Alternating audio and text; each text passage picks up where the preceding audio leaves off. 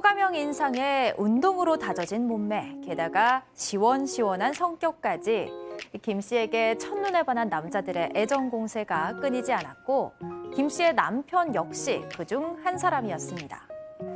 우연인 척 자연스러운 만남을 이어간 남편의 전략이 적중했고 마침내 두 사람은 연애를 시작하게 됐는데요. 그렇게 3년의 연애 끝에 결혼도 하고 지난해 예쁜 아이까지 태어났습니다. 하지만 다정한 말투와 거침없는 애정 표현은 어느 순간 사라졌고 남편의 눈빛이 차가워졌습니다. 남편이 이렇게 변한 이유, 아이를 낳고 외모가 변해버린 아내가 더 이상 여자로 느껴지지 않는다는 겁니다. 정신적 충격에 빠진 김 씨는 더 이상 결혼 생활을 이어나갈 수 없다고 하는데요. 이런 상황에서 혼인 파탄의 책임을 남편에게 물을 수 있을까요? 자, 지금 소개된 사연 한 언론에 나온 사례를 저희가 좀 각색해봤습니다. 자, 김하은 아나운서, 이 김 씨의 남편 네. 평소에 그러니까 정말 구애 끝에 결혼을 했는데 아이를 낳고 나서 좀 체형도 변하고 이렇게 되니까 딱 안면 몰수를 했다. 네. 이거 좀 더 설명 좀 해주시죠.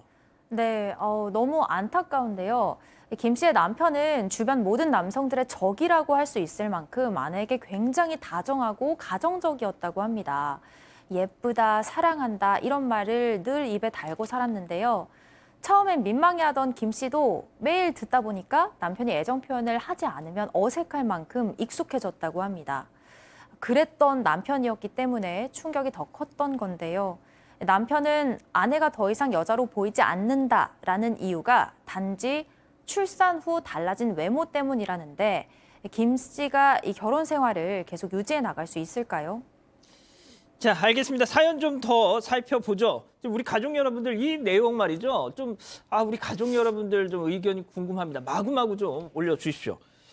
일단 말이죠, 백 기자. 남편이 아내에게 첫눈에 반해서 따라다녔으면 계속 사랑해야지 이게 뭐 하는 거예요, 이게. 그러니까 그 결혼 맹세에도 아플 때나 뭐 그런 것들 있잖아요. 검은 머리 슬플 팥뿌리. 때나. 네. 그렇게 했으면 좋았을 텐데 저도 얘기 들으면서 너무 마음이 아팠습니다. 두 사람 사연을 조금 소개하자면요. 이 아내는 필라테스 강사였다고 합니다. 이 운동으로 다져진 몸매, 또 얼굴도 너무 예쁘고 성격도 좋았다고 합니다. 남편은 이제 같은 건물에 있는 회사원이었다고 하는데요. 이 아내가 성격이 워낙 좋아서 그 건물에 있는 다른 직원들과도 좀 잘 지냈다고 합니다. 그런 모습을 보고서 첫눈에 반해서 우연을 가장한 만남을 만들어서 얼굴을 익혔고 또 이 우연한 만남을 계속해서 반복하다 보니 운명인가 보다 이렇게 해서 만나게 됐다고 합니다. 지금 우리 가족 여러분들은 바람났다 지금 뭐 이렇게 약간 좀 단정을 하시는데 그거는 아직 모릅니다. 모르는데. 자, 승 의원님. 네네. 정말 이렇게 필라테스로 정말 아주 되게 좀 많은 남자들의 주목을 받았을 그랬던 분인 것 같은데 왜 이 남자를 선택했던 겁니까? 그냥 잠시 재밌는 이야기 하나 해도 되겠습니까? 아니요. 안 됩니다. 그럼 다시 본론으로 들어가겠습니다. 농담입니다. 말씀하세요. 예. 저를 좋아하는 분들이 많으셨어요. 학교 다닐 때. 제가 잘생겨서 그렇거든요. 그러니까 네가 잘생겨서 변호사님, 예. 오늘 뭐 저녁 뭐 드실 건가요? 방송 사고 난 것 같은데요. 네. 교수님 표정도 안 알겠습니다. 좋습니다. 본론으로. 심지어. 그러니까 얼굴 표정 한 번을 변하질 않네. 이 여성분도 신기하네. 어떻게 생각했는가 하면 그 외모를 보고 사람들이 많이 따라왔다라고 하는데 그 외모가 아니라 정말 그 사람이 좋아서 그 여성이 좋아서 이 남성이 자기를 좋아한다는 게 마음에 들었다는 거예요. 잘생겼다는 게 아니라 이쁘다는 게 아니라 정말 네가 인간으로서 좋다라는 이야기를 했고 줄곧 만나면서 그런 어떤 둘 다 운동을 너무 좋아해서 운동하는 걸로 데이트를 같이 했다라고 하니까 이게 아까 다 들으셨잖아요. 분명히 처음에는 너의 외모가 아니라 너의 마음이라고 얘기했는데 이제 출산하고 난 다음에 외모가 바뀌니 나의 마음도 변했다. 제가 봤을 때는 처음 이 행동조차도 거짓이 아니었을까 그렇게 생각합니다. 승 의원님 오늘 뭐 편찮으시냐고 지금 우리 가족 여러분들이 마음이 아픈 것 같아요. 예, 좀 컨디션 안 좋으신 것 같다고. 그렇게 인기가 있어 보이진 않는데요. 예. 네, 알겠습니다. 그래도 또 사모님 보고 계시니까. 사모님한테 인기가 좋았을 것 같아요. 예. 나머지 분들은 좀 인정하기 어렵고요. 사건 반장은 거짓말하지 않는 프로그램입니다. 예, 알겠습니다. 계속 좀 뭐. 네, 자, 이 여성 임신하고 출산 과정에서 상당히 어려웠던 것 같아요. 입덧이 상당히 심했다 그러고 임신하면서 체중이 상당히 늘어요. 저도 이게 저희 보니까 한 20kg씩 느는 것 같은데 예전에는 이제 운동 같은 걸 많이 했잖아요. 7시간, 8시간씩 하루에 하다가. 근데 아이 때문에 운동 시간도 좀 줄여들고 걷기 같은 거 많이 하거든요. 임신하면. 체중이 한 20kg 정도 출산 전에 증가를 했고요. 근데 이제 사실은 이분이 좀 장점이 뭐냐면 워낙 운동을 많이 했기 때문에 금방 뺄 거라고 생각했는 것 같아요. 근데 제왕절개 20시간 진통 끝에 겨우 어렵게 아이를 낳고 사실 사람마다 다르거든요. 출산해서 몸이 조금 회복되는데 좀 어렵거나 시간이 좀 걸렸던 것 같습니다. 이 좀 출산을 하더라도 보통 연예인들 보면 말입니다, 교수님. 출산을 하더라도 정말 엄청난 각고의 노력 끝에 출산 전에 몸매로 돌아오신 분들도 많이 계시는데 약간 이 경우는 이분은 좀 어려우셨나 봐요. 왜 그러냐면 이제 육아라든가 이런 것들을 보게 되면 보통 일반 그 여성들이 원래 그 결혼 이전의 그 몸매를 유지를 한다라고 하는 것이 그렇게 쉬운 게 아닙니다. 그리고 이제 특히 이 여성 같은 경우는 양쪽 그 부모님들이 도움 없이 혼자서 육아를 하다 보니까 아무래도 운동할 여유는 없어지는 거죠. 근데 제가 우리 아까 지게 뭐 아이를 갖다가 차 운전대 잡고 놓은 그 부부를 보고 제가 철딱서니가 없다라고 말씀을 드렸는데 이 남편이 철딱서니가 없는 남편이군요. 왜 그러냐면 우리가 이제 자기 부인을 보고요. 더 이상 여자로 보이지 않는다는 이런 얘기를 한다든가 그다음에 특히 현상학적으로 자기가 낳은 아이를 갖다 귀찮아하는 남편 있잖아요. 이건 상당히 위험스러운 사람들이에요. 네, 그거는 뭐냐면 본인도 세상이 이제 좀 더 세월 시간이 더 지나면 자기 아내가 자기 남편에게 그런 얘기를 갖다가 할 수도 있어요. 그러니까 이게 항상 이게 자기한테 유리한 상황만 전개되는 것이 아닌데 어떻게 이렇게 간 큰 소리를 갖다 한 것인지 나중에 시간이 지나면 굉장히 후회를 할 거로 저는 봅니다. 아니 근데 솔직히 이 외모가 달라지는 거, 그 당사자가 제일 가슴 아픈 거 아니에요? 그럴 것 같습니다. 거기다가 아까 전에 이제 사파가 나왔는데요. 처음에 등장할 때는 사파가 너무너무 예뻤는데 아이를 낳고 나니까 사파가 얼굴이 검어지면서 굉장히 안 예쁘게 나와서 저도 속상했습니다. 사파니까. 네네네. 지금 뭐 여러 가지 변화가 있었는데요. 일단 산후에 탈모를 겪었다고 해요. 그래서 머리숱도 빠지고 또 그렇게 되면 이제 새로 난 머리가 좀 삐쭉삐쭉 나서 보기가 그렇게 좋지 않았다고 합니다.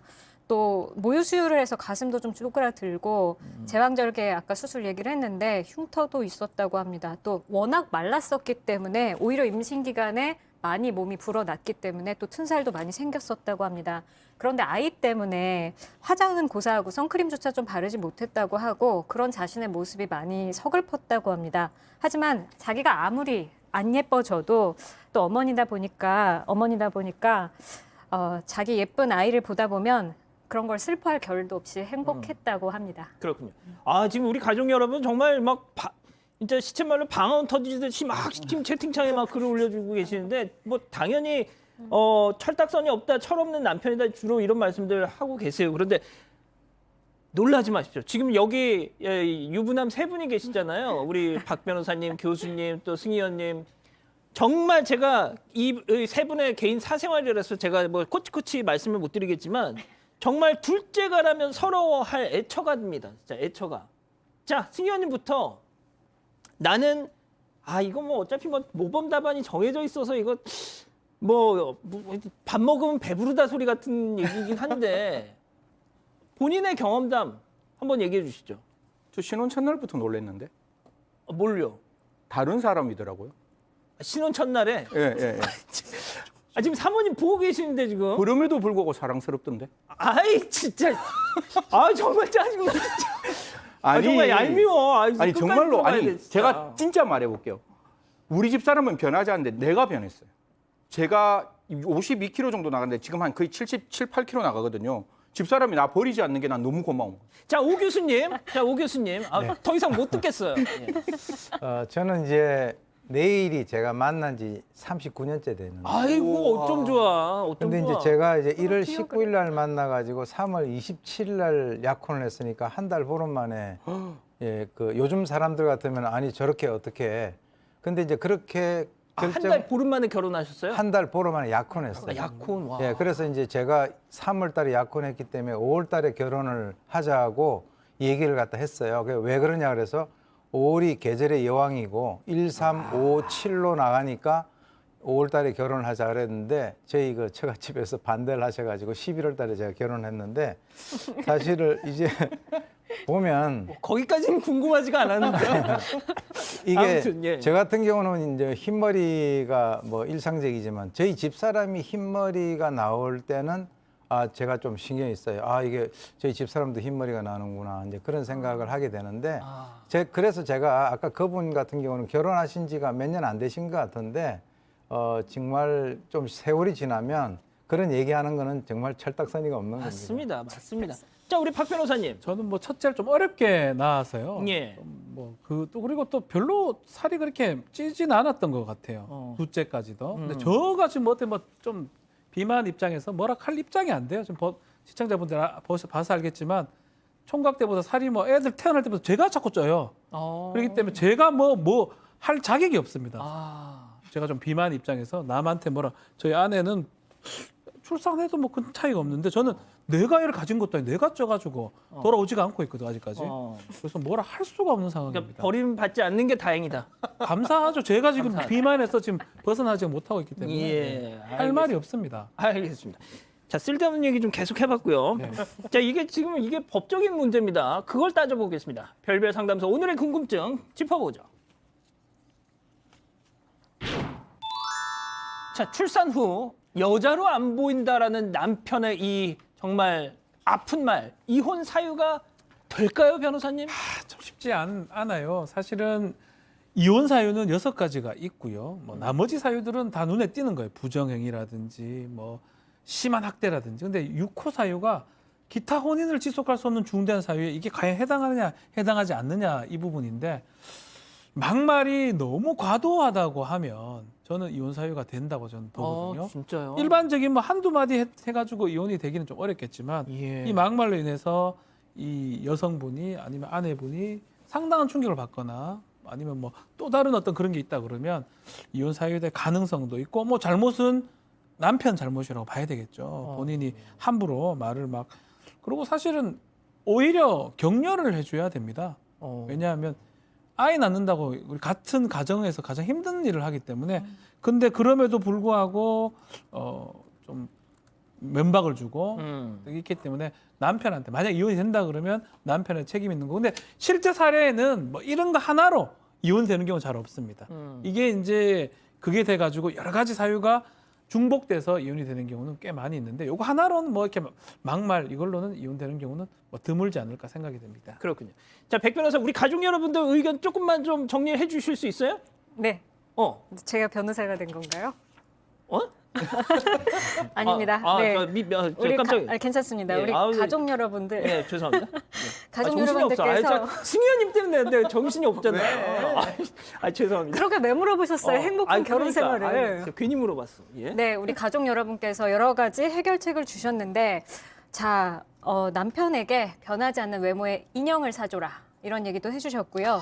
또 운동할 수 있도록, 아내가 운동할 수 있도록 남편이 아이를 모두 보자. 이런 얘기도 있으셨고요. 그렇지, 멋지다. 또 운동해서 변신한 다음에 이 남편을 버리자. 이런 얘기도 아이고, 있으셨고요. 그건 너무 극단적인 것 같은데. 또 그리고 예. 다 돈과 시간입니다. 그러니까 돈과 시간을 아내에게 투자해서 다시 예전의 모습을 또 찾을 수 있게 해주는 게 현명한 답이 아닐까 이렇게 답을 주셨습니다. 그렇군요. 역시 우리 가족 여러분들 현명하십니다. 자, 별별 상담소 이렇게 정리하고요.